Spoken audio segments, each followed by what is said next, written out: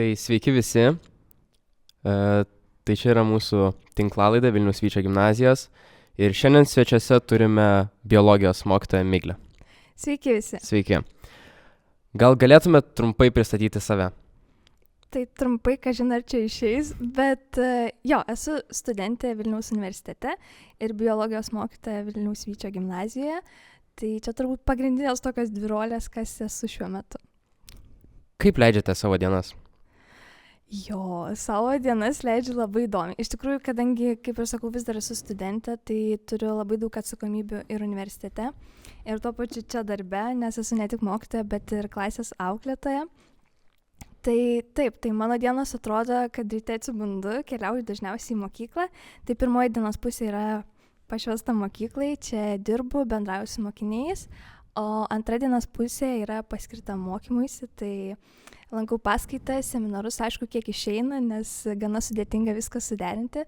Bet ir tada likusi dienos dalis dažniausiai yra skirta savarankiškam mokymuisi arba pamokų pasiruošimui, tai maždaug taip atrodo mano diena. Tai kaip suprantu, pirmus metus esate mokytoja? Pirmi metai ir man rodos jie yra patys sudėtingiausi.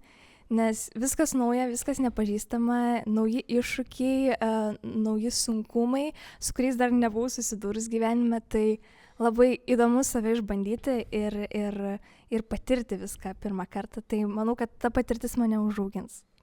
Okay. O kas paskatino jūs pasirinkti būtent mokytojo kelią?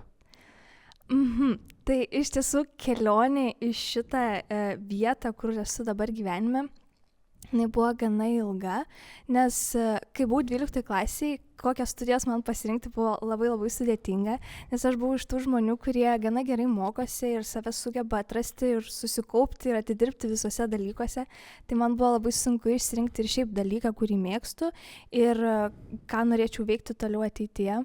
Tai kėlė labai daug sunkumų ir aplinkos paskatinta aš rinkausi vienas studijas, tai studijavau mikrobiologiją.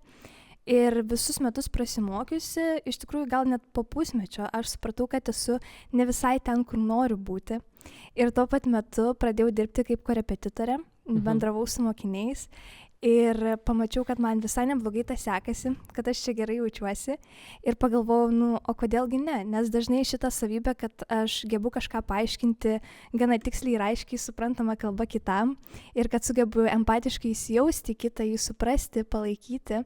Šitas mano savybės buvo pastebėję ir aplinkiniai. Tai kai jas pastebėjo, aš pati paskui pradėjau šitai labiau atkreipti dėmesį ir pagalvojau, kad galbūt vis dėlto mokymas ir yra tas mano kelias. Tai tuomet perstojau į kitas būtent pedagogikos studijas ir šitaip ir atradau save, o dabar labai džiaugiuosi. Bet ar visgi kyla jums abejonių ir ar būna akimirkų, kai norisi viską mesti? Tiesiog, kad gal čia ne mano kelias ir tikrai neverta čia dėl to mokytojos? Ypač dabar, nes labai sudėtingas laikotarpis šiuo metu yra. Bet kaip pasakyti, man atrodo, kad natūraliai bet kokiem keliai tų sunkumų ir iššūkių pasitaiko ir kad visur tų svarstymų, pasimėtymų tokių tikrai yra. Tai žinoma ir aš jų turiu, bet stengiuosi kažkaip nenumarinti to tikrojo jausmo, to tokio misijos, pašaukimo kažkokio jausmo, kad ir kaip tai skambėtų, bet iš tikrųjų manau, kad vis dėlto kažkokį pajautimą širdyje turiu ir manau, kad esu toje vietoje, kur noriu būti ir kur turiu būti, tai vis dėlto tai veda į priekį, nors sunkumų tikrai yra. O rekomenduotumėt kitiems būtent išbandyti tą mokytojo kelią? Ir kodėl? Manau, kad taip. Tikrai rekomenduočiau, nes tai padeda įgyti tam tikrų savybių, tokių kaip empatija, kito supratimas, mokėjimas emocijų skaityti. Tai man atrodo, kad šitos savybės labai reikalingos, ypač šiandieniniam pasaulyje. Tai tas mokymas padeda šitai įgyti ir jei tik tai yra galimybė, manau, kad mokyti kitą yra didžiulė dovana, nes tuo pačiu metu ir pats labai daug iš to gauni. Dabar toks iš kitos sferos klausimas. Koks yra jūsų autoritetas? Pats sunkiausias klausimas. Iš tikrųjų labai daug negalvojant, pirmas žmogus, kuris šauna į galvą, tai yra mano mama. didžiulė meilė savo vaikams, savo šeimai, savo pašaukimui, tai manau, kad mama būtų didžiausias autoritetas. O kokia yra didžiausia jūsų svajonė?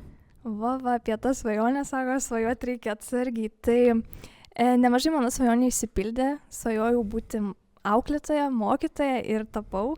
Dabar apie ką svajoju, tai pagrindinė svajonė turbūt yra atrasti ramybę, kažkokį ramybės uostą, nežinau, kas tai būtų dalykas, pomėgis, veikla, kas padėtų atrasti ir atgaivinti tą tokią vidinę ramybę. Tai jo, čia tas, ko dabar labiausiai trūksta ir turbūt didžiausia svajonė, kad tą išmokčiau atrasti. Tai labai smagu girdėti. Tikiuosi, kad visos svajonės išsipildys. Ačiū labai. Ačiū Jums labai, Miglė. Ačiū, Dylanai. Už ką?